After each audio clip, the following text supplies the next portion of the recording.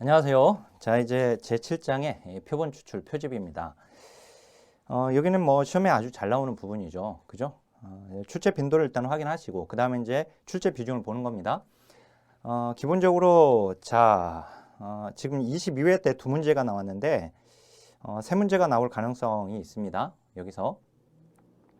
자, 우선 표본 추출의 의의와 용어에서 1번은 다음 중 표본과 관련된 용어와 그 설명이 옳게 된 것은, 자, 표본 오차는 표집 오차를 얘기하는 거죠. 표본 오차.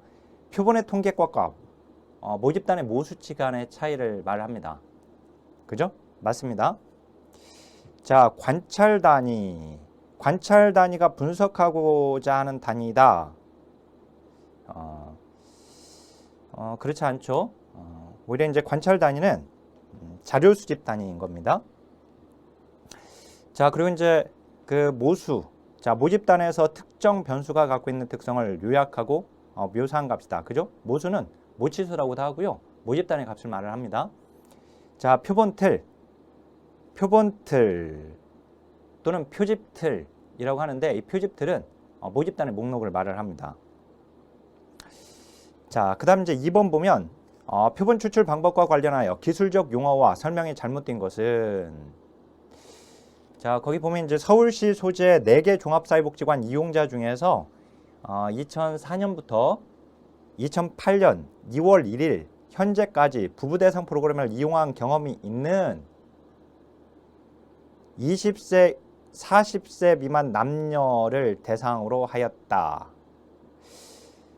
자, 여기서 1번에 보면 이제 모집단은요, 서울시 소재 4개 종합사회복지관 이용자 전부가 아니라 시간, 공간, 자격이 딱 규정되어 있어요. 모집단은.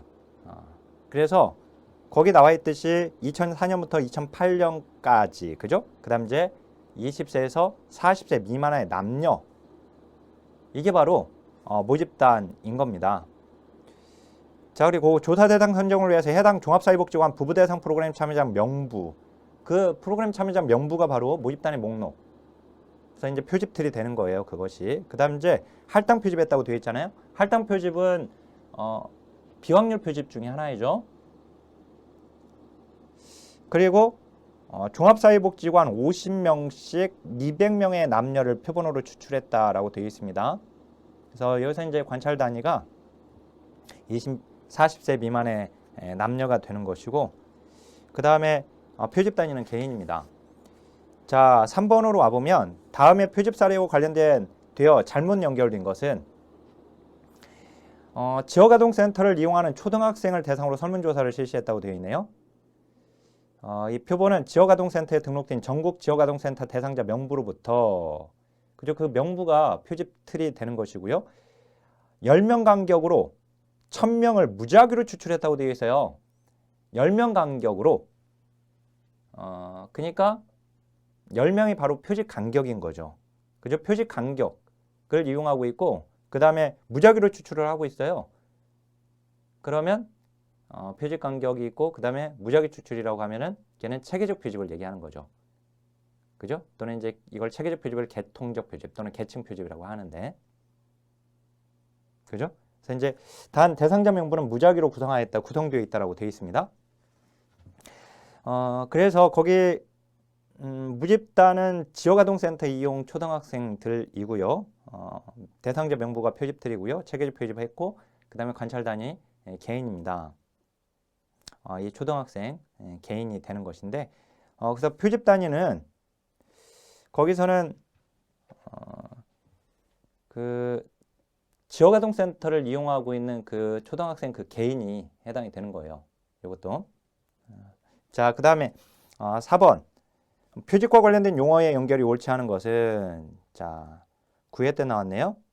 2010년 12월 말 현재 맞춤형 건강 프로그램 서비스를 이용한 경험 있는 65세 이상 노인을 대상으로 조사를 실시하였다. 자, 표본은 맞춤형 건강관리 프로그램 이용자 명부.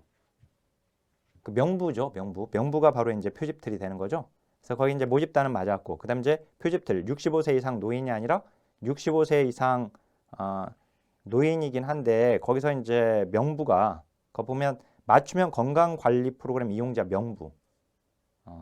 요게 바로 표집들입니다. 무작위로 추출했다고 했으니 표집 방법은 지금 무작위가 맞고요. 그 다음 관찰 단위, 거기 노인, 개인입니다. 자, 그 다음에 5번. 다음 사례 표집 관련 용어의 연결이 옳지 않은 것은 자 11회 때 자 이와 같은 지금 형태의 문제가 쭉 계속 나오고 있는 걸 볼 수 있어요. 아동 양육시설에 거주하는 아동을 대상으로 설문조사를 실시하기 위해 아동복지협회에 등록된 전체 대상자 명부.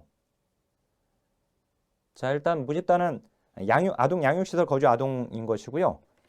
그 다음에 대상자 명부가 이제 표집된 것이죠. 자, 초등학생, 중학생, 고등학생으로 모집단을 구분하고 모집단의 비율에 맞게 무작위 표본을 추출했다고 되어 있어요.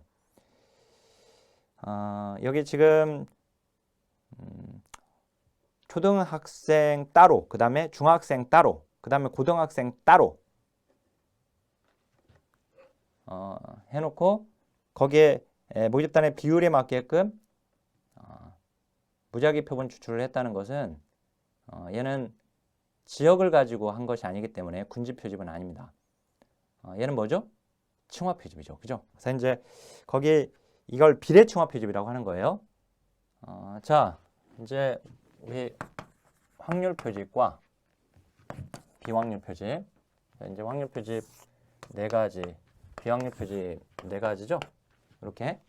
그래서 여기에 단순 무작위 표집, 그 다음에 체계적 표집, 그 다음에 층화 표집, 그 다음에 군집 표집, 이걸 이제 지역 표집이라고도 하는데요. 이 층화 표집은 다시 세서로 나뉘죠. 비례 층화 표집, 비비례 층화 표집, 그 다음에 최적 분할 비비례 층화 표집. 이렇게, 그죠? 이 최적 분할 비비례 층화 표집을 가중 표집이라고 하죠. 그죠? 이렇게. 그래서 지금 비례 층화 표집인 것입니다. 거기에 이제 비례적 군집 표집이 아니라. 자, 표집 단위는 개인이고 관찰 단위도 개인이고요. 자, 그 다음에 17개 시도 69개 사회복지기관에 근무하는 사회복사 396명을 대상으로 근무기관의 규모별 직무 만족도를 설문조사할 때 독립변수와 종속변수의 관찰 단위를 순서대로 옳게 짝지은 것은. 자, 여기서 독립변수와 종속변수를 말을 했네요. 거기에서 사회복사 396명을 대상으로 해서 이 근무기관의 규모가 직무 만족도에 영향을 미치는지를 보는 거죠. 그죠? 그러니까 거기 사회복사가 근무하는 기관의 규모, 그게 이제 독립변수가 되는 거고, 그에 따라서 영향을 받고 있는 사회복사의 직무 만족도, 이게 종속변수가 되는 거예요. 그죠? 근데 거기 그 근무기관의 규모, 사회복사가 근무하는 기관의 규모, 그리고 사회복사의 개인의 직무 만족도, 이기 때문에 여기서 이 독립변수, 종속변수 모두 관찰 단위, 이 관찰 단위 이제 분석 단위라고 하죠. 이제 이 관찰 단위가 개별 사회복사 그 개인인 것을 알 수가 있습니다.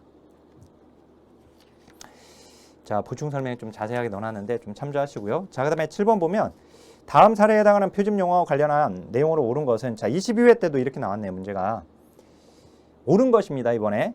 자, A종합사회복지관을 이용하는 노인을 대상으로 노인 맞춤 돌봄 서비스에 관한 설문조사를 위하여 노인 이용자 명단에서 300명을 무작위로 추출했다고 되어 있어요. 자, 일단은 모집단은 표본으로 추출된 300명이 아니죠. 당연히 거기 이제 A종합사회복지관을 이용하는 노인이 되겠고, 그 다음에 표집 방법은 무작위 표본 추출했다고 했으니까 일단 할당 표집은 아닙니다. 확률 표집이어야 하기 때문에. 그죠? 그 다음에 여기서는 이 노인이 관찰 단위이기 때문에 집단이 아니라 개인입니다. 관찰 단위. 그 다음 표집들이 명단이죠. 명부. 그죠? 노인 이용자 명단. 그게 맞죠? 그 다음에 이제 분석 단위도 이제 자료숲에서 실제 분석하는 단위가 이제 분석 단위인데 여기서도 노인입니다. 그래서 그 노인이 개인이기 때문에 개인이 돼줘야 합니다. 집단이 아니라. 자, 지금 7번까지가 지금 이와 같은 형태의 문제예요. 그죠? 이거 지금 잘 문제 보시면서 다음에 이런 문제가 나온다 했을 때 잘 지금 문제 우리가 풀어보듯이 한번 접근해서 풀면 되겠고요. 그 다음에 이제 8번 보면 표지보차에 관한 설명을 옳지 않은 것입니다.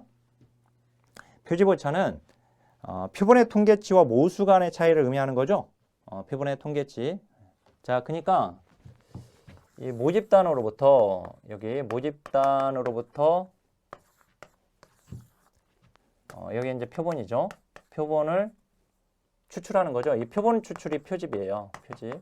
근데 이제 표본 추출 표집이에요.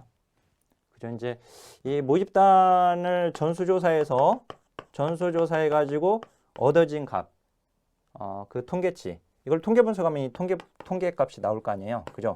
이 통계치가 모집단 전체를 조사해서 나온 값이니까 모집단의 값이 모수예요. 이걸 이제 모수치, 모치수라고도 하고요. 그래서 이제 전수조사에서는 통계치와 모수치의 구분이 불필요하다. 그죠?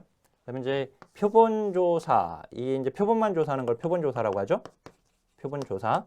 표본조사를 통해서 얻어진 값. 그래서 이제 통계 분석을 하면 통계치인데 이 통계치는 표본의 값이지 모집단의 값은 아닙니다. 그죠? 그래서 이 표본의 값을 가지고 아마도 전수조사를 했을 때에는 이 모수치의 값이 어떨 것이다 라고 이 추정을 하는 것입니다. 그리고 여기서 이제 모수치와 통계치는 정확하게 일치하지 않게 되는데 이게 바로 표본 오차예요. 그죠? 이 표집 오차라고도 했었고 이걸 표준 오차라고도 했었어요. 그래서 거기 1번 맞고요. 일반적으로 표본 규모가 클수록 감소하는 거죠. 왜냐면 표본의 크기가 커질수록 표본의 대표성이 증가되고 표본의 대표성이 증가되니까 표집 오차는 작아지게 되는 겁니다. 자, 표본의 선정 과정에서 발생하는 오차에서 그래서 이 표본조사에서 발생하는 거예요. 표본조사에서 표본 오차는. 그러니까 전수조사에서는 표본 오차가 발생하지 않아요. 그죠? 표본조사에서만 발생되는 거예요, 얘는. 그죠? 근데 이제 우리가 비표본 오차는 얘는 이제 전수조사에서도 발생되고 그다음에 표본조사에서도 발생이 되는 거죠. 양쪽에서 다 발생이 되는 거예요. 그죠? 그래서 이제 거기 3번도 맞고 모집단의 크기에 비례한다 하는 건 옳지 않습니다. 모집단이 아니라 이 표본의 크기를 이제 어떻게 하느냐에 따라서 결국 이제 표본 오차 줄일 수도 있고 이제 그렇지 않을 수도 있게 되는 거예요. 그래서 모집단의 크기 옳지 않고요. 자, 그다음에 모집단은 그러니까 표집 오차에 영향을 미치는 중요한 두 가지가 바로 표본의 크기, 그다음에 이제 모집단의 동질성이죠. 자, 그다음에 그 5번 모집단의 동질성에 영향을 받는다. 그죠? 맞아요. 자, 그다음에 9번 표본 추출에 관한 설명을 옳지 않은 것은 개인과 집단은 물론 조직도 표본 추출 요소가 될 수 있어요. 그다음에 이제 표본 추출 단위와 분석 단위가 일치하지 않을 수도 있습니다. 자, 그다음에 전수조사에서 모수와 통계치의 구분이 불필요하다. 이게 14회 때 나왔잖아요. 아까 지금 설명했던 거. 그죠? 왜냐면 불필요한 이유는 전수조사에서는 이 통계치 자체가 그냥 모수예요. 모수니까 불필요한 거예요. 이것 자체가 그냥 모수니까. 알았죠? 모수치니까. 자, 그 다음에 표본의 대표성은 표본 오차와 정비례가 아니라 반비례인 거죠. 표본의 대표성이 증가할수록 표본 오차는 낮아지게 되는 거니까요. 자, 반비례입니다. 정비례가 아니라. 양적 연구에서 표본의 크기가 클수록 유의미한 결과를 얻는데 유리합니다. 네, 왜냐하면 표본의 크기가 커진다는 것은 표집 오차가 줄어들게 되는 거예요. 그러니까 이 통계치를 가지고 모수치를 더 정확하게 추정하게 되는 것이죠. 자, 10번 보면 표집 오차, 표준 오차에 관한 설명을 옳지 않은 것은 표집 오차는 모집단의 모수와 표본의 통계치 간의 차이라고 했죠. 표준 오차는 무수히 많은 표본 평균의 통계치가 모집단의 모수로부터 평균적으로 떨어진 거리를 의미합니다. 자, 그 표준 오차 개념. 자, 동일한 조건이라면 이질적인 집단보다 동질적인 집단에서 추출한 표본의 표집 오차가 작다. 그죠? 모집단이 동질적일수록 표본의 대표성은 증가된다. 왜냐면 모집단이 동질적이니까 어디서 뽑아도 다 그냥 그게 뽑히는 거예요. 동질적인 게. 자, 이질적이면 표본의 대표성은 감소하는 거죠.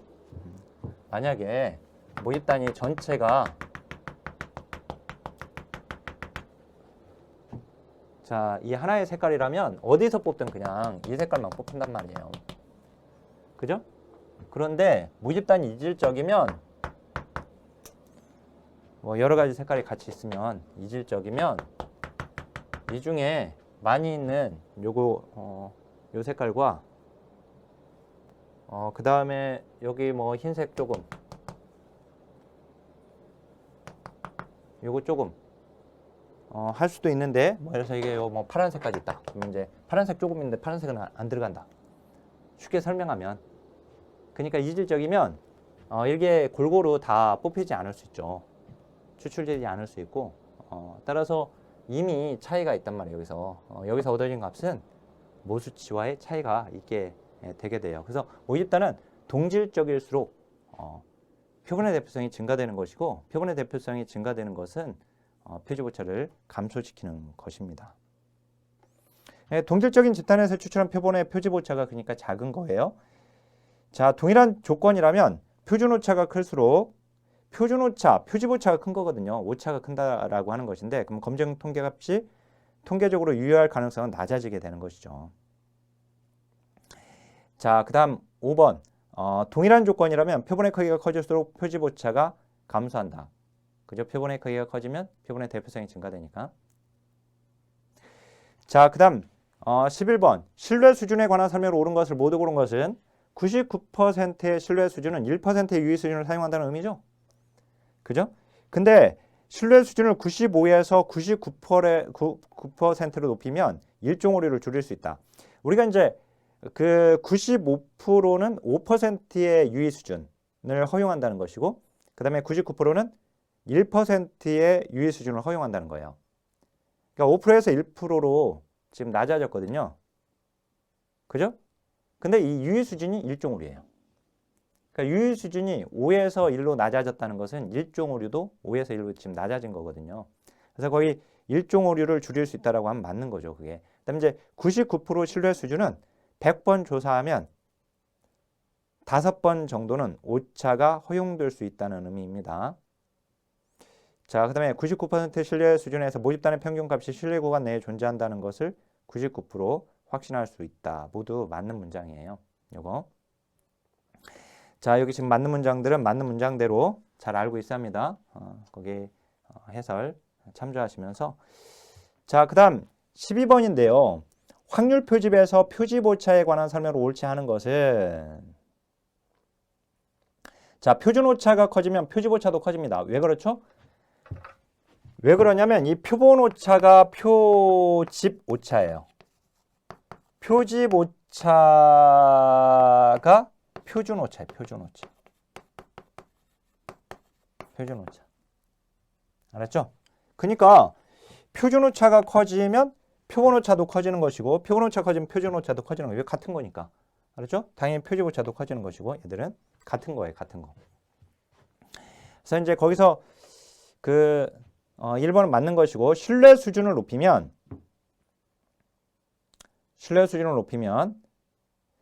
표집 오차가 감소한다. 자, 본래는 신뢰 수준을 높이면 표집 오차는 증가합니다. 왜냐하면 신뢰 수준을 높이면 신뢰 구간이 넓어지기 때문에 그래요. 플러스 마이너스 표본 오차가 커지는 거예요. 그래서 표본 오차는 커지는 것인데 자, 그죠? 그래서 이제 여기서 다른 조건이 같다면이라고 하는 걸 단서를 붙였어요. 보통 이제 신뢰 수준을 높일 때 연구자가 표본의 크기를 사전에 늘리는 거예요. 표본의 크기를 늘리면 표본의 대표성이 증가되면서 표집 오차는 감소하게 되죠. 그래서 그 신뢰 수준을 높일 때 사전에 표본의 크기를 늘리기 때문에 표집 오차는 감소될 수 있는 거예요. 그런데 여기서는 지금 왜 이게 맞는 문장일 수도 있는데 이게 지금 틀린 문장이냐면 거기서 다른 조건이 같다면이라고 하는 걸 붙여놨어요. 표본의 크기를 늘리지 않는다라고 하는 전제 조건에서는 신뢰 수준을 높이면 표집 오차는 증가됩니다. 자, 그래서 거기에 이제 표본의 수, 이제 2번은 옳지 않고요. 자, 그다음에 표본의 수가 증가하면 표집 오차는 감소합니다. 표본의 대표성이 증가되니까. 자, 이질적인 모집단보다 동질적인 모집단에서 추출한 표본의 표집 오차가 작죠. 당연히 동질적인 모집단에서 모집단이 동질적일수록 표본의 대표성은 증가되니까. 자, 층화를 통한 단순 무작위 추출의 표집 오차를 줄일 수 있다. 층화, 동질적인 집단으로 만드는 거거든요. 그래서 이제 이 층화 표집은 동질적인 집단에서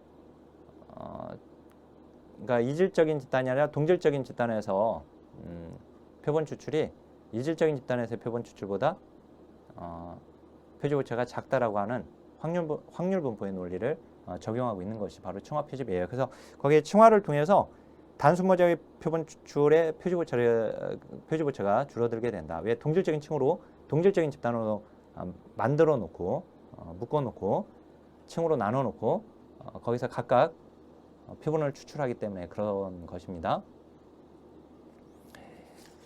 자, 그 다음 13번 보면 옳지 않은 것이거든요, 이번에. 자, 근데 거기 1번 보세요. 신뢰 수준을 높이면 표집 오차는 감소한다. 이게 21회 때 문제가 나왔어요. 본래는 앞서 12번에서는 신뢰 수준을 높이면 표집 오차가 감소한다고 해서 틀렸잖아요. 근데 이번에는 맞는 문장으로 나와졌거든요. 왜 그러냐면 여기서는 지금 단서 그 앞에 뭐 다른 조건이 같다면이라고 하는 조건을 붙이지 않고 신뢰 수준을 그냥 높였을 때쯤 높일 때 연구자가 신뢰 수준을 높이려고 할 때 이렇게 되면 표집 오차가 증가되거든요. 그렇기 때문에 그걸 방지하기 위해서 그에 대한 표집 오차를 감소시키기 위해서 표본의 크기를 늘리는 거예요. 그러면 표집 오차는 결과적으로는 감소되는 거거든요. 그래서 그 문장이 지금 맞는 겁니다. 여기서는. 알았죠? 모집단의 모수와 표본의 통계치 간의 차이다. 그죠? 표본의 크기가 커지면 표집 오차는 감소되죠. 그래서 이제 3번 틀렸고, 그 다음에 모집단의 동질성에 영향을 받습니다. 자, 표본으로 추출될 기회가 동등하면 그 문장 밑줄, 이게 바로 동일 확률 선정법이에요. 우리 확률 표집은 이제 여기서 이제 표집을 할 때 표집하는 방법이 둘로 나뉘는 거죠. 이렇게 확률 표집과 비확률 표집으로. 그죠? 근데 결국 이 모집단을 대표할 수 있는 표본이 추출되어져야 하는 거거든요. 그걸 이제 우리가 이 표본의 질이 좋다는 것은 이 표본이 모집단을 대표한다는 것이에요.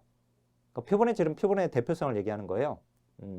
근데 이제 어떤 게 더 표본의 대표성이 더 높냐? 그러면 이 둘 중에 표본의 대표성은 이 둘 중에 어떤 게 더 높냐?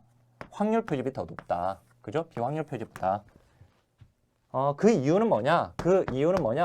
동일 확률 선정법 때문에 그렇다. 동일 확률 선정법 때문에 그렇다.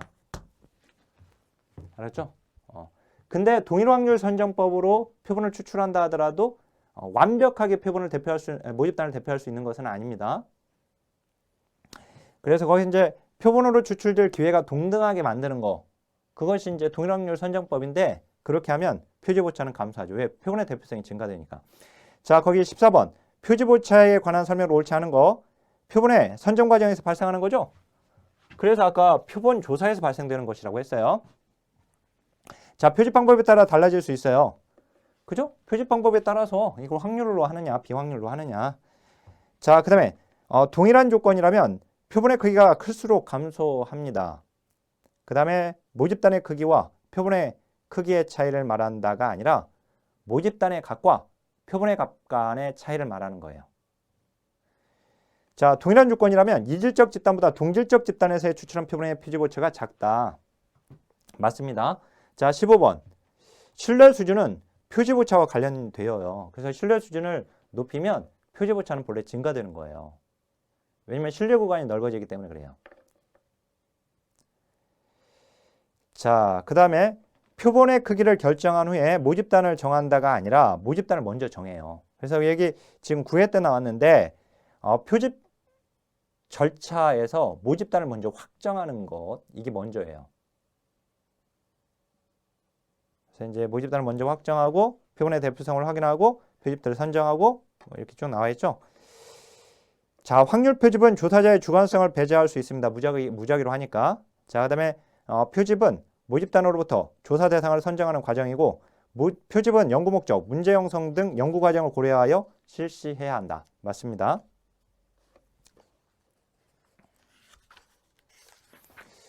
자, 대표성과 표본의 크기인데요. 1번. 표본 조사에 있어서 대표성을 높일 수 있는 조건은 표본의 크기를 늘린다.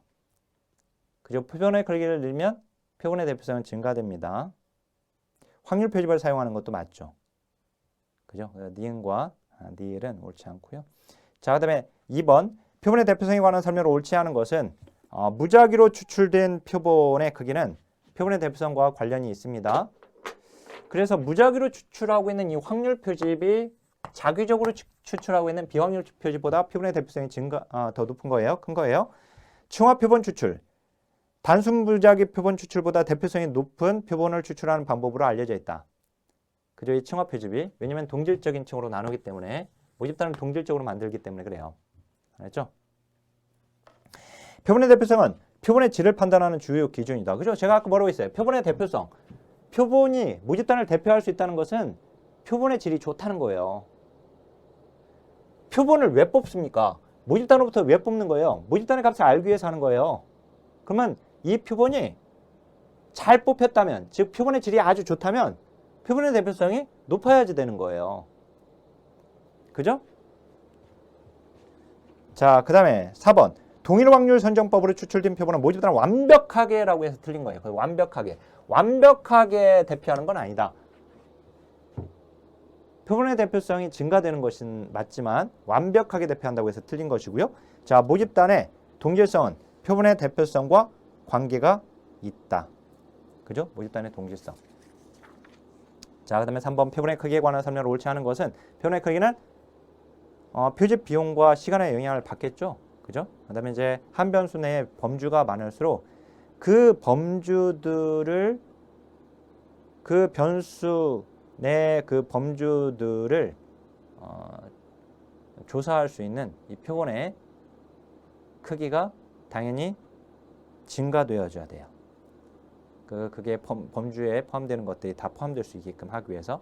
자, 그다음에 표본의 크기가 커질수록 비표집 오차는 표집 오차처럼 감소한다가 아니라 여기 이제 조심해야죠. 일단은 이 표본의 크기가 증가되면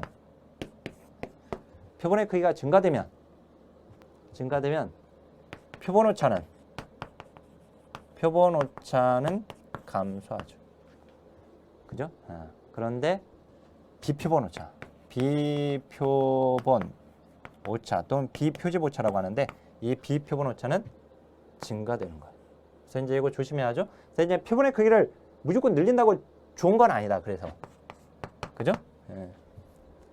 표본의 크기를 늘리면 표본 오차는 감소되니까 좋은 건데, 근데 반면에 비표본 오차가 증가될 수 있어요. 증가되기 때문에 꼭 표본을 크게 하는 것이 좋은 것만은 아니다 라고 했는데,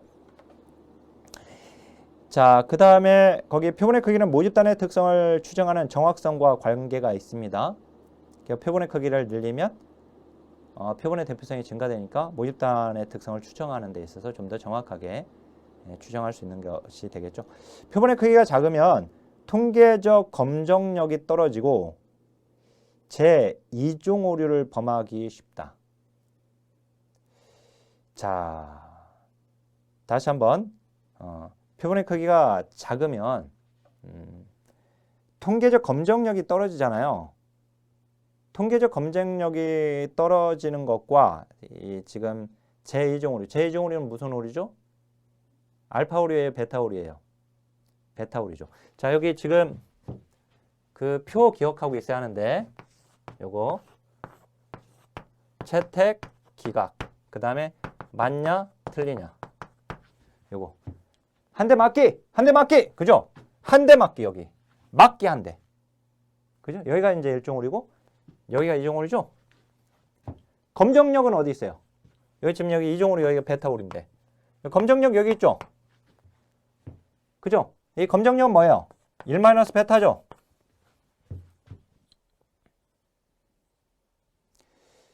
자, 이 검정력이 떨어지게 되면, 자, 검정력이 떨어졌다는 얘기는, 검정력이 떨어졌다는 것은,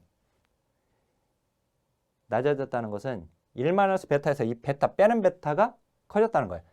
빼는 베타가 커졌다. 그죠? 제2종 오류는 커지게 된다. 자, 그래서 이제 제2종 오류를 범하기가 쉽다. 자, 그다음에 4번 보면, 표본의 크기와 표집 오차에 관한 설명을 옳은 것을 모두 고른 것은, 자, 자료 수집 방법은 표본의 크기와 관련이 있습니다. 표본의 크기가 커질수록 모수와 통계치의 유사성이 커집니다. 그러니까 뭐예요? 표집 오차가 작아진다는 거예요. 모수하고 통계치가 얘와 얘의 유사성이 커진다라고 하는 것은 표집 오차가 작아진다는 것이죠. 결국은 그죠? 그 다음에 표집 오차가 커질수록 모집단이 표본이 모집단을 대표하는 정확성은 낮아진다. 그죠? 표본의 대표성이 떨어진다는 뜻이죠. 그건. 그 다음에 이제 동일한 표집 오차를 가정한다면 분석 변수가 많아질수록 그 분석 변수를 포함하는 표본들이 더 확보되어야 하기 때문에 표본의 크기는 커져야죠. 자, 그다음에 5번. 표본에 관한 설명을 옳은 것을 모두 고른 것은, 자, 표본의 크기는 조사자가 선택하는 신뢰 수준에 따라 달라진다. 그래요? 신뢰 수준을 높이면 표본의 크기를 늘려야 한다. 왜? 표집 오차를 감소시키기 위해서. 그죠? 자, 그 다음에 표집 오차는 모수와 표본의 통계치 간의 차이다. 맞죠? 다른 조건이 일정할 때 표본의 크기가 커지면 표집 오차는 작아지게 됩니다. 신뢰 수준을 95%에서 99%를 높이려면, 그러니까 신뢰 수준을 높이려면 어떻게 돼요? 표본의 크기를 늘려야 한다. 그 얘기잖아요, 자꾸. 신뢰 수준을 높이려면 표본의 크기를 늘려야 한다니까요. 왜? 표집 오차가 커지기 때문에 그래요. 신뢰 수준을 높이면 표집 오차가 커지거든요. 그래서 이 표집 오차를 감소시키기 위해서 표본의 크기를 늘리는 거예요. 알았죠? 네. 자, 6번. 표본의 크기에 관한 설명을 옳지 않은 것은 표본의 크기가 클수록 시간과 비용이 많이 듭니다. 신뢰 수준을 높이려면 표본의 크기를 키워야 한다. 커져야 한다. 자꾸 나오잖아요, 이게. 그죠? 표본의 크기가 증가하면 표집 오차는 작아지는 거죠? 3번 옳지 않고요. 모집단이 이질적인 경우에는 표본의 크기를 늘려야죠. 왜? 이 이질적인 것들이 다 포함될 수 있게끔 하기 위해서 표본의 크기를 늘리는 거예요. 그죠? 같은 표본 추출 방법을 사용한다면 표본의 크기가 클수록 대표성은 커진다. 자, 요거 계속 표집 오차, 그 다음에 이제 모집단의 동질성, 표본의 크기를 가지고 이렇게 시험에 무조건 한 문제가 나오고 있습니다. 그죠? 잘 나오는 거예요, 지금 보면. 거의 무조건이라고 볼 수 있어요. 거의 그래도 1순위와 2순위 사이 정도는 들어간다. 1순위에 가까운 2순위? 이 정도. 자, 그러면 이제 485페이지에 표본 추출 설계 이 과정을 17회 때 이렇게 나왔어요. 일단 모집단을 확정하는 거죠. 그리고 마지막에 표본을 추출할 거 아니에요. 그래서 거기 이제 2번이 답입니다. 앞과 뒤만 생각해도 사실.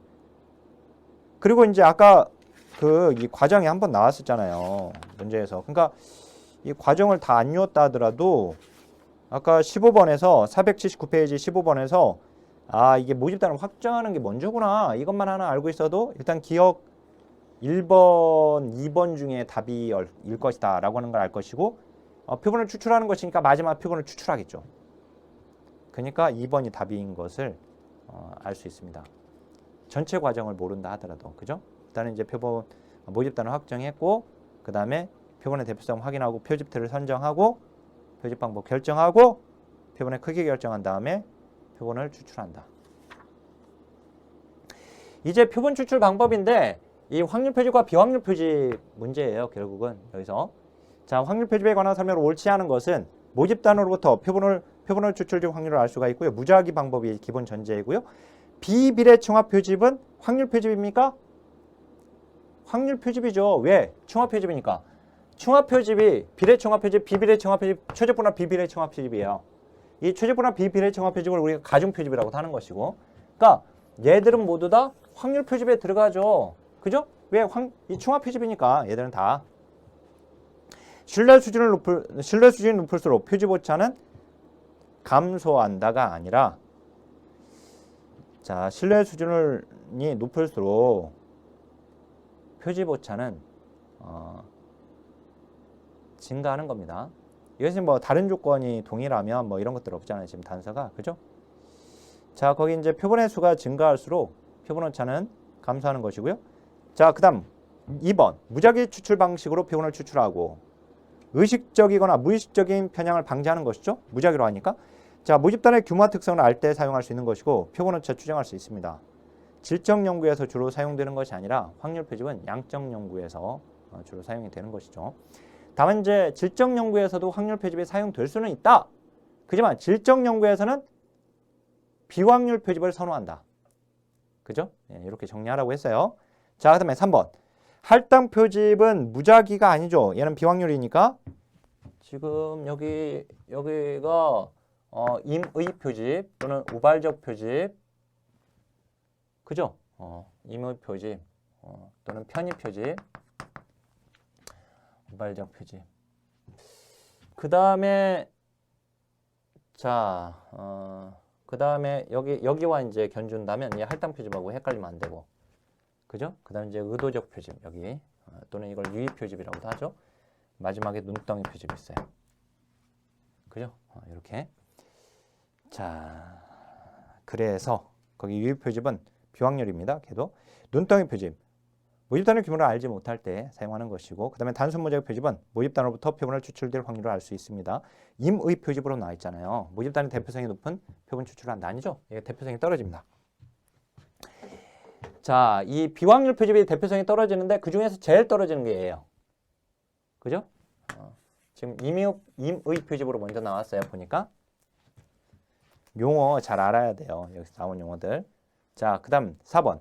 표본 추출에 관한 설명을 옳은 것은 모집단을 가장 잘 대표하는 표본 추출 방법은 유의 표집이 아니라 유의 표집은 비확률 표집이기 때문에 모집단을 가장 대표할 수 있는 방법이 아닙니다. 모집단을 이제 가장 잘 대표할 수 있는 것은 일단은 이게 확률 표집인데 확률 표집에서도 이 층화 표집이에요. 층화 표집은 이제 동질적인 층으로 나누어서 하고 있잖아요, 얘가. 그죠? 그래서 이제 표본의 대표성을 증가시켜야 됩니다, 걔가. 자, 모집단이 이질적인 경우에는 표본의 크기를 늘려야 하는 것이고요. 전수조사에서 모수와 통계치의 구분이 불필요하다. 필요하다가 아니라 불필요하다. 그죠? 이것도 나왔던 건데, 그죠? 불필요하다를 지금 필요하다. 이렇게 이제 틀리게끔 나왔고. 자, 표집 오류를 오차를 줄이기 위하여 층화 표집을 사용할 수 있다. 그죠? 동질적인 층으로 나눔으로 인해서 표집 오차를 줄일 수 있다고 했어요. 자, 체계적 표집은 모집단에서 유의 표집을 실시한 후, 말도 안 되죠. 유의 표집은 비확률 표집인데 일정한 표본 추출을 간격으로 표집 간격으로 이제 표본을 추출하는 건 맞지만 유의 표집을 실시한 후라고 해서 틀렸습니다. 자, 1000명을 번호 순서대로 배열했고 모집단에서 4번이 처음 무작위로 선정되었고요. 그 다음에 9번, 14번, 19번. 자, 이 표집 간격은 체계적 표집했다고 했으니까 4 다음에 9니까 그 다음에 9 다음에 14니까 5씩이네요. 5. 그죠? 표집 간격이 5인 걸 알 수가 있어요. 그러면 모집단 수에서 1000명에서 표집 간격 5를 나누면 200이죠? 그래서 모집단 수 나누기 표집 간격은 표본수예요. 그래서 거기 이제 표본수는 200이 되는 겁니다. 자, 다음 조사에 해당하는 표집 방법은 한국산업인력공단은 2015년 사회복사 1급 국가시험 합격자 명단에서 수험번호가 가장 앞쪽인 10명 중에서 무작위로 첫 번째 요소를 추출했다고 되어 있어요. 그러니까 10명에서 무작위로 1명을 추출했다라고 하는 것은 표집 간격이 10인 것을 알 수가 있습니다. 그리고 그 첫 번째 요소로부터 매번 10번째씩 요소를 추출하고 있어요. 이게 바로 체계적 표집이죠. 무작위로 하고 있으니까 일단은 확률 표집이고 그 중에서 표집 간격을 활용하고 있는 것은 체계적 표집이죠. 그죠? 여기. 자, 7번. 다음 사례의 표집에 관한 설명으로 옳은 것은 400명의 명단에서 80명의 표본을 선정하는 경우 그 명단에서 최초의 5사람 중에서 무작위로 한 사람을 뽑았대요. 최초로 5명 중에 무작위로 1명을 뽑은 것은 표집 간격이 5인 것을 알 수가 있습니다. 표집 간격만큼 이제 계속 표본을 선택해 가고 있다. 단순 무작위 표집이 아니죠. 일단 이건 체계적 표집입니다. 자, 표집틀이 있어야죠. 표집틀이 있어야 돼요. 모집단의 명부가. 그리고 이제 거기서 이 표집틀에서 표집 간격만큼 계속 가는 것이죠. 그리고 이때 이 표집틀은 주기성이 있으면 안 돼요. 그죠? 모집단의 배열에 있어서. 자, 비확률 표집이 아니고 확률 표집이죠. 모집단에 대한 대표성이 부족한 게 아니라 모집단에 대한 대표성이 있는 겁니다. 확률 표집에 해당되고 있기 때문에. 자, 그 다음 8번. 여자 500명, 남자 500명, 총 1000명의 모집단 인원에서 100명을 모집 표본으로 선정할 때 남자 중 50명, 여자 중 50명을 무작위로 했다고 되어 있어요. 그러니까 남자, 여자 따로 나눠 놓고 거기서 50명씩 뽑은 거죠. 그죠? 무작위로. 층을 동일하게 하고. 그래서 층화 표집이죠. 자, 그 다음에 9번. 모집단을 동질적인 특성의 몇 개의 집단으로 분류했다. 이게 바로 이제 층화 표집과 이런 논리를 적용하고 있는 것이 층화 표집하고 뭐예요? 할당 표집이에요. 이 두 가지가. 그러니까 층화 표집에서 비례 층화 표집, 비비례, 그 다음에 최적분화 비비례 층화 표집. 얘들이 모두 다 그런 거죠. 그죠? 이제 요렇게가 바로 그 논리를 적용하고 있는 겁니다.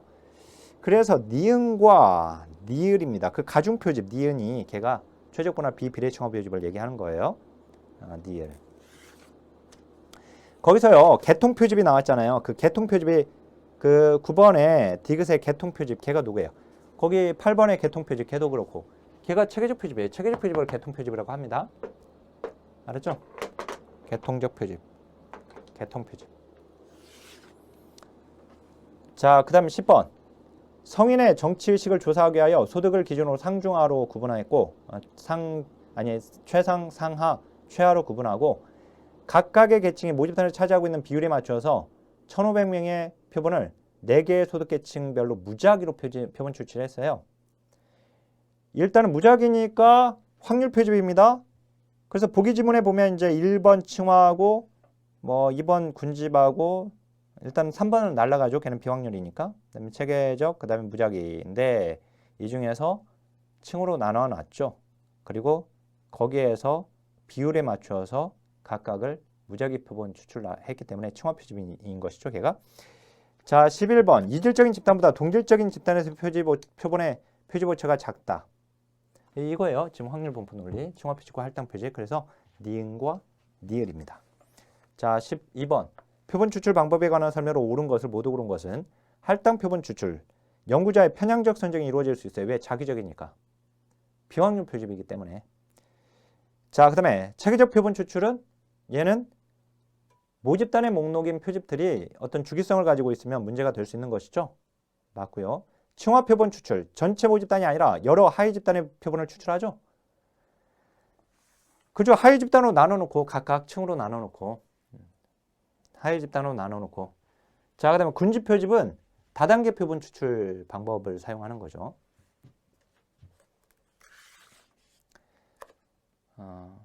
시군구, 읍면동, 시도 시군구, 읍면동 이렇게.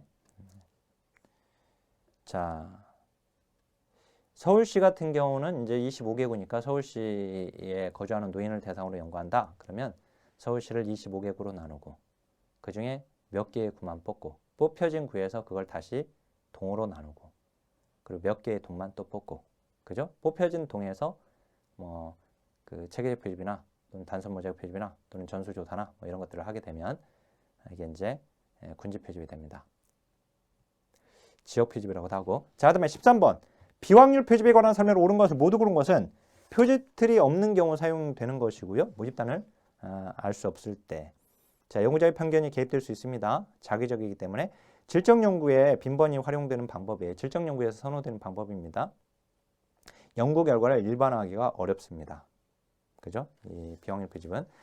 자, 그다음에 14번. 눈덩이 표집에 대한 설명으로 옳은 것을 모두 고른 것은 자, 연결되어 있는 사람의 특성을 파악하기 용이하죠. 그다음에 표본의 대표성을 확보하기 어려워요. 자, 일반화가 어렵고요. 모집단에서 고르게 표집할 수 있다. 그렇지 않죠? 이 확률 표집에서 이제 고르게 표집할 수 있는 것이고, 걔는. 자, 15번. 표집 유형에 관한 설명을 옳지 않은 것은 눈덩이 표집은 비확률 표집이죠. 할당 표집은 표집 오차의 추정이 가능하지 않아요. 얘는 비확률 표집이기 때문에 표집 오차의 추정이 가능한 건 이제 확률 표집에서 가능한 것이에요. 자, 유의 표집은 표본의 대표성을 보장할 수 없죠. 왜? 비확률이니까. 집락 표집은 군집 표집이라고도 하는데 집락 간의 표집 오차가 발생할 수 있습니다. 자, 그 다음에 단순 무작위 표본 추출은 표집은 모집단의 명부를 확보를 해야죠. 이것도. 자, 그 다음에 16번. 다음 사례에 해당하는 표집 방법은 서울의 지역사회복지관에 근무하는 종사자의 직무 만족도를 조사하기 위하여 설문조사를 했는데 보니까 구별 복지관 종사자 비율에 따라서 끝에 보니까 자기적으로라고 띄어버리네요.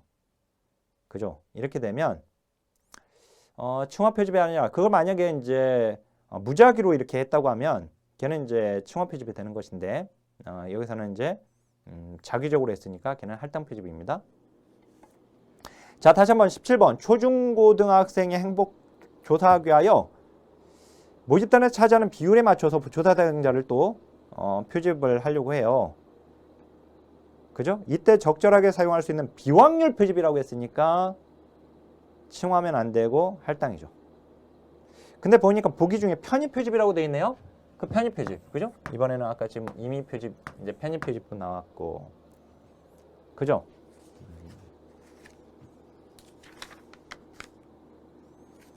자, 그 다음에 18번 보면 할당 표본 추출에 관한 설명을 옳지 않은 것은 연구자는 모집단에 대한 사전 지식을 가지고 있어야 돼요. 모집단을 동질적인 층으로 나누기 위해서 연구자의 편향적 선정이 이루어질 수 있어요. 자기적으로 하니까. 비확률 표집이기 때문에. 자, 모집단의 구성 요소들이 표본으로 선정될 확률이 동일하지 않아요. 이 동일하게 하는 것이 이제 동일 확률 선정법인데 걔는 이제 확률 표집에서 하는 것입니다. 자, 그 다음에 표본 추출 시 할당틀을 만들어 사용해요. 맞아요. 전체 모집단에서 직접 표본을 추출하는 게 아니라 얘도 하위 집단으로 나눠놓고 그 동질적인 층에서 자기적으로 표본을 추출하고 있는 것이죠. 그죠? 자, 그 다음에 19번.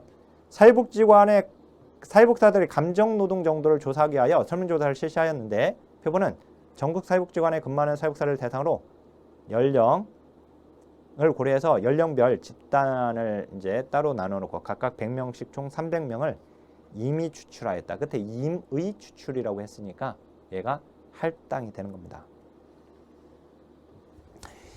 자, 그 다음에 그 20번 할당 표본 추출 또 다시 한번 모집단의 주요 특성에 대한 정보를 활용하는 것이고 모집단을 구성하는 주요 변수별로 모집단을 표본화 할당하루에 확률이라고 해서 틀렸죠. 거기가.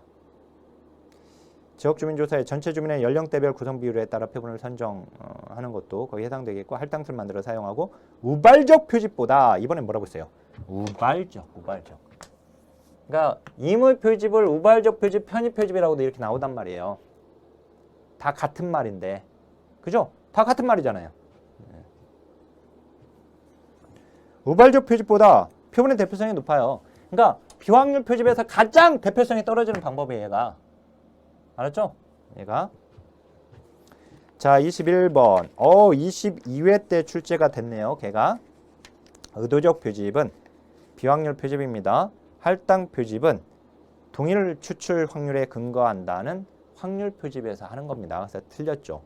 얘도 비확률 표집이니까. 눈덩이 표집은 질적용으로 현장용에서 많이 사용되고 집락 표집은 모집단에 대한 표집틀이 갖춰져 있지 않더라도 사용이 가능하죠. 이제 먼저 지역으로 좁혀 들어가니까. 체계적 표집은 주기성 문제가 될 수 있죠. 표집 간격. 그래서 이제 그 표집틀의 목록, 지금 모집단의 목록엔 이 표집틀이 이게 그 일정한 주기성을 가지고 있으면 안 된다라고 하는 거.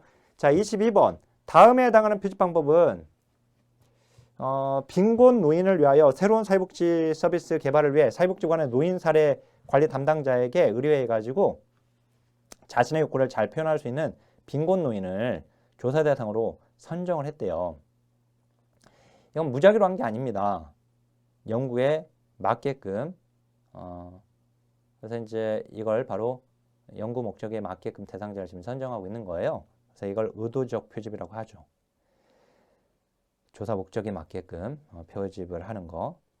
자, 여기서는 지금부터는 이제 의도적 표집이 또 여러 가지로 나뉘죠. 여기서 이 의도적 표집이 또 여러 가지로 나뉘는데 이 질적 연구에서 사용되고 있는 그래서 거기 23번에 질적 연구에서 사용되는 일반적으로 질적 연구에서 사용되는 표집 방법이 아닌 것은 그러면 이제 확률 표집을 고려라는 얘기예요. 그래서 이제 5번이 답입니다. 일단은 확률 표집이 질적 연구에서 사용될 수는 있지만 그건 이제 사용될 수는 있지만 질적 연구에서 주로 사용하는 것은 비확률 표집. 그죠? 질적 연구는 비확률 표집을 선호한다. 그죠? 얘는. 네, 그래서 이제 일반적으로 질적 연구에서 사용되는 것이 바로 이제 비확률 표집이고 그렇지 않은 것은 이제 확률 표집이기 때문에 5번이 틀렸고 그다음 이제 24번 보면 질적 연구의 사례인데 먼저 희망복지지원단 사례관리자의 역할을 질적으로 분석하기 위하여 지난 1년간 담당 사례가 가장 많은 그리고 가장 적은 가장 많고 가장 적은이라고 했으니까 예외 사례예요. 그게. 그리고 아울러서 연평균 담당자 수가 약 150사례인 것을 확인하고 그 150 평균보다는 약간 더 높은 100사례와 약간 낮은 200사례 정도인 지자체. 그러니까 준예외적 표집이에요. 그게. 이렇게 이제 골고루 이것저것 골고루 다 반영하고 있는 것을 최대 변화량 표집이라고 해요. 그리고 이것들은 모두 다 의도적 표집에 해당되는 거예요. 얘들이 다. 그러니까 동질적 표집은 아니죠. 최대 변화량 표집의 반대가 바로 동질적 표집인데 여기서는 최대 변화량 표집을 한 것이죠. 그죠? 동질적 표집이 아니라. 자,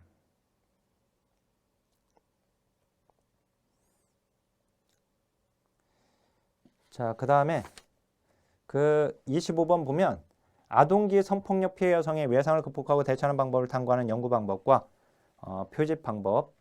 일단 질적 연구입니다. 그리고 눈덩이 표집이 거기에 맞겠네요. 자, 이렇게 이제 잘 알려지지 않은 그리고 만나기 힘든 이런 경우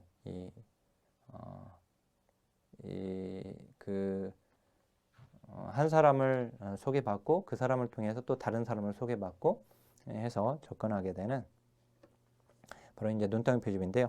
자, 그다음에 26번 보면 시설 보호 아동이 경험한 학교 생활의 본질과 맥락, 그러니까 질적 연구를 지금 얘기하는 건데 질적 연구에서 일반적으로 사용되는 표집 방법이 아닌 건 뭐냐? 이거 확률 표집을 고르라는 얘기예요. 그래서 이제 4번이 답이고. 다시 한번 질적 조사에서 일반적으로 사용되는 표본 추출 방법 아닌 거 확률 표집인 2번이 답이죠. 다시 한번 28번 이번에 또 나왔어요. 체계적 표집이 아니죠. 의도적 표집을 판단 표집으로 나왔어요. 이게 판단 표집입니다. 판단 표집, 의도적 표집이.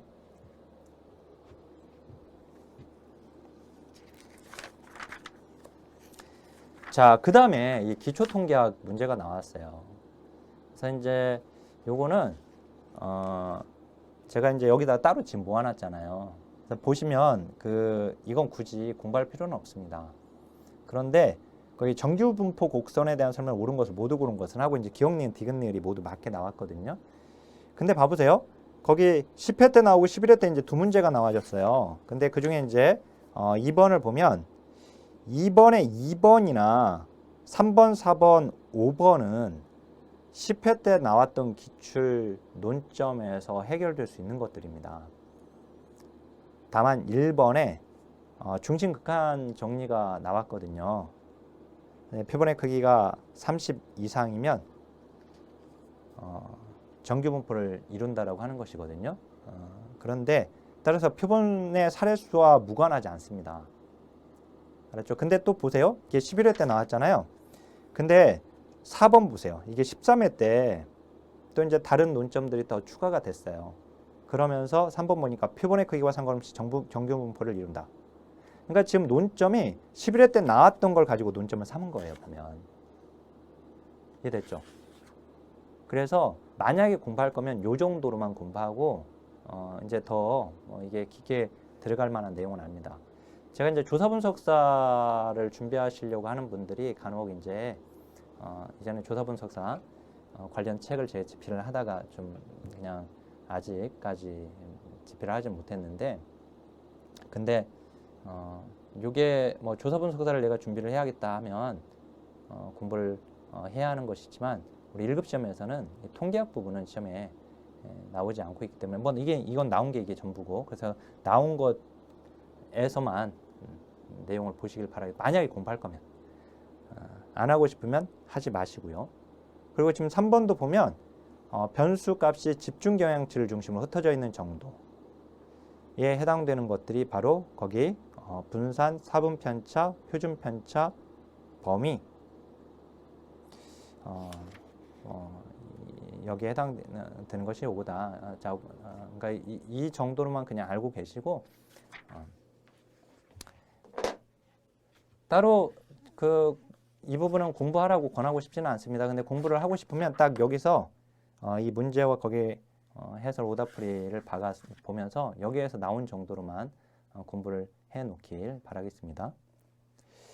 자, 그러면 이번 시간 우리 표집, 이 표본 추출, 여기는 항상 나오는 부분이고, 그리고 지금 이 확률, 비확률 표집에서는 기본적으로 우리가 나오고, 그 다음에 그 전에 표집 오차 부분이 있었죠.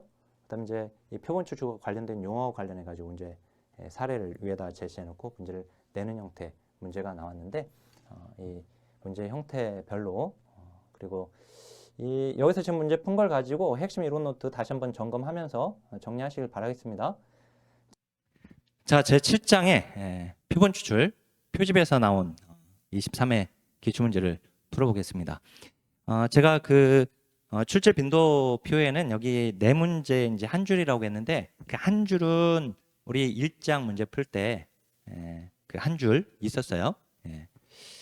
그 표본수를 이제 충분히 한다 뭐 하는 게 나왔었는데, 자, 여기서는 이제 세 문제를 보고요. 한 문제는 또 다른 곳에 제가 배치를 했습니다.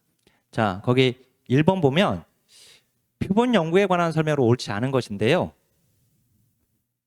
표본 연구는 전수 연구에 비해서 시간과 비용 측면에 효율적이에요.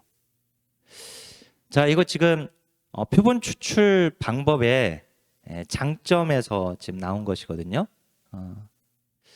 그죠? 전수조사 하려면은 시간을 많이 요하겠죠.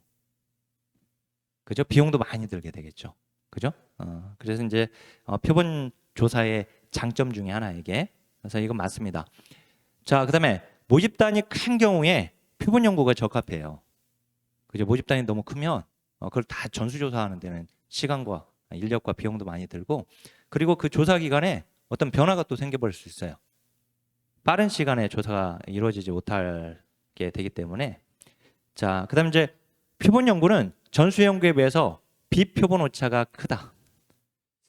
자, 여기서 이제 비표본 오차가 나왔어요. 자, 표본 오차와 비표본 오차에서 표본의 크기가 무조건 크다고 좋은 건 아니다라고 했었거든요. 자, 요거 표본의 크기가 커질수록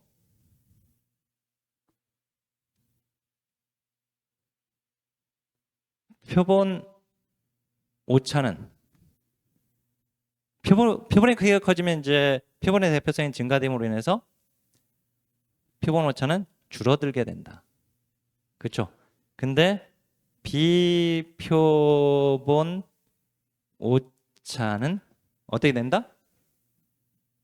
증가되게 된다.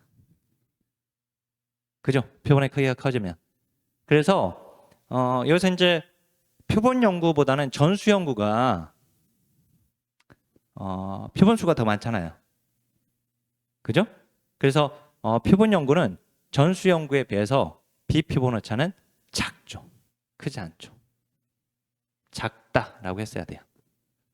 그죠? 그래서 이제 3번이 답입니다. 자, 전수연구에서 즉 전수조사에서 모수와 통계치의 구분은 불필요하다. 필요하지 않다. 그죠? 왜 그렇죠? 전수조사를 해가지고 얻어진 통계값은 그거 자체가 모집단의 값이 모수예요. 그죠? 이 모수는 이제 모집단의 값을 얘기하죠. 그죠? 전수연구, 즉 전수조사해가지고 그걸 통계 분석하면 그 통계 분석에서 얻어진 통계치는 그거 자체가 모수예요. 그러니까 전수조사에서는 모수와 통계치가 불필요하죠. 구분이. 그죠? 이것도 이미 나왔던 지문입니다. 확률 표집은 비확률 표집에 비해서 정합한 표집틀이 필요로 합니다. 표집틀을 필요로 합니다. 이 확률 표집은 각 사례가 모집단으로부터 표본으로 추출될 확률을 알 수 있어야 하거든요. 그래서 모집단이 명확하게 정해져요. 이게 이제 표집틀은 이제 모집단의 목록을 얘기하는 거죠. 자, 그래서 표집틀이 필요하다. 모집단이 이제 정확하게 딱 규정, 시간, 공간, 자격이 딱 제한된다고 그랬어요. 그죠? 그래서 답은 이제 3번이 옳지 않습니다. 자, 또 하나가 이제 표본의 크기에 관한 설명입니다. 표본의 크기예요. 표본의 크기. 자, 추정치가 모수에 근접할 확률. 자, 추정하게 되는데, 즉 통계치를 가지고 이제 모수를 추정하게 되죠. 근데 추정치가 모수에 근접할 확률이라고 하는 것은 표본 오차가 작아진다는 거죠. 표집 오차가. 그래야지 추정치와 모수가 유사해지게 되는 것이니까 확률은 표본의 크기에 비해 자, 표본의 크기에 반비례한다. 표본의 크기가 증가하게 되면 표본의 대표성이 증가되기 때문에 표집 오차는 작아져요. 즉 표집 오차가 작아진다는 것은 추정치와 모수치가 유사해질 확률은 높아지게 되는 거예요. 그죠? 그래서 반비례가 아니라 비례 관계예요, 이거는. 이제 표집 오차가 이제 표본의 크기와 반비례하죠. 그죠? 표본 오차가. 표본의 크기가 커지면 그러면 표본의 대표성이 증가되게 되고 표본의 대표성이 증가됐기 때문에 표본 오차는 작아지는 것이다. 그죠? 그래서 이제 여기서는 이제 표본의 크기와 표본 오차는 서로 얘 둘의 관계는 반비례해요. 그죠? 얘 둘의 관계는.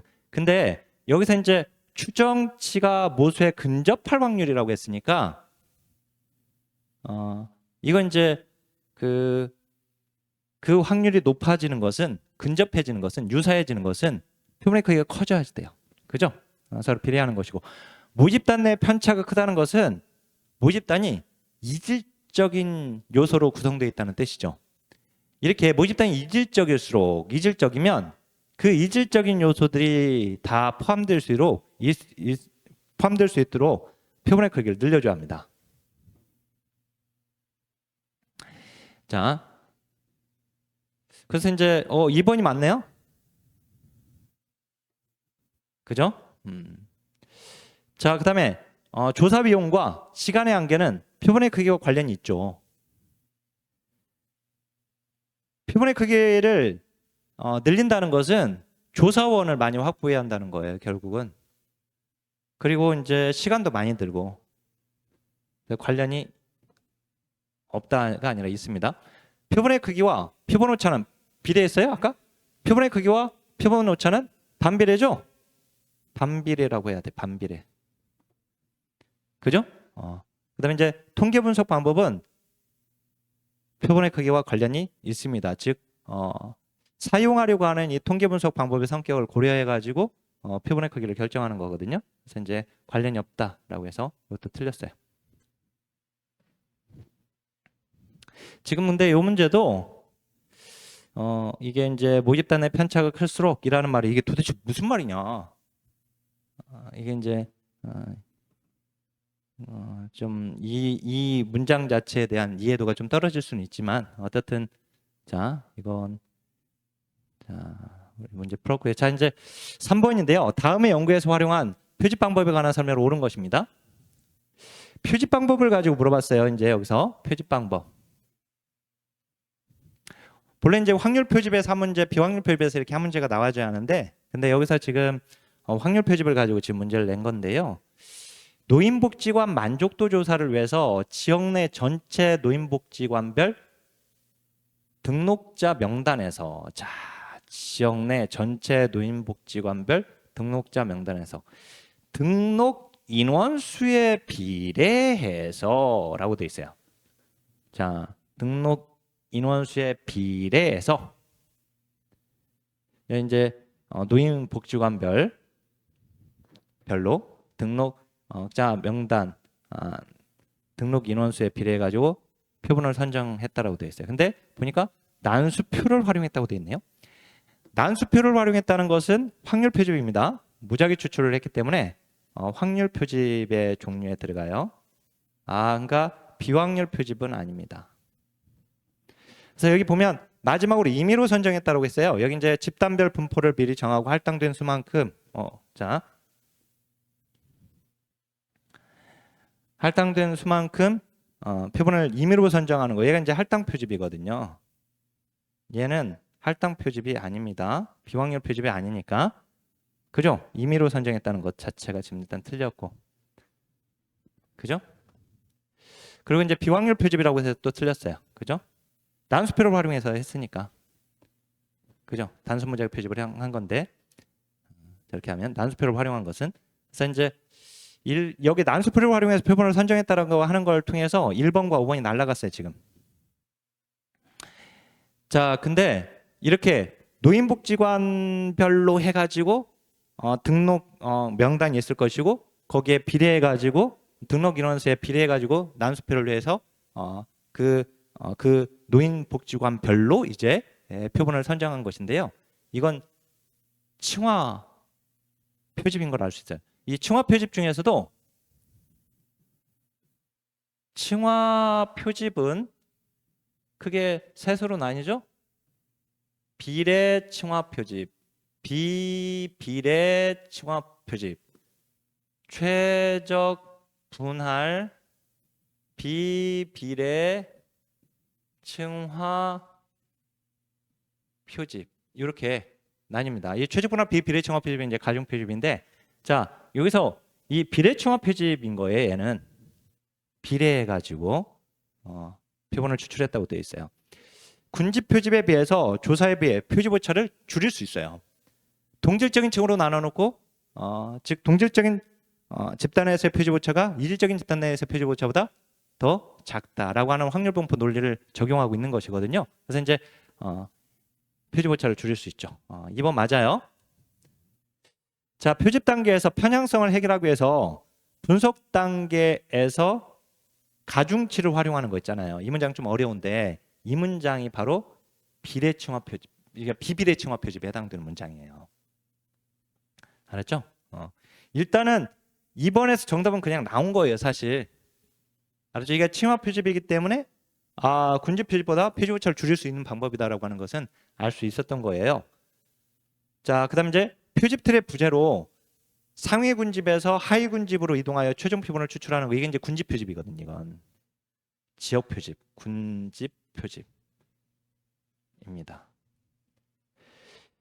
표집 틀의 부재로 상위 군집에서 하위 군집으로 이동한다는 건 뭐냐면, 자 서울시 전체 노인을 대상으로 해본다고 봐보세요. 전체 노인을 대상으로 연구할 때 서울시 노인을 대상으로 연구하는 거지만 서울시 전체 노인의 표집 모집단의 목록은 필요 없어요. 여기 표집틀 부재한다라고 그랬잖아요. 서울시 전체 노인의 표집틀은 필요 없단 말이에요. 노인 전체 목록은. 그래서 왜냐하면 구로 나누어서 그냥 상위 군집 먼저 25개 구로 나눠 놓고 상위 군집에서 몇 개 구만 뽑아요. 25개 구를 구슬로 만들어 가지고, 그래서 섞어 놓고 한번 뽑아. 5개 구를 뽑아.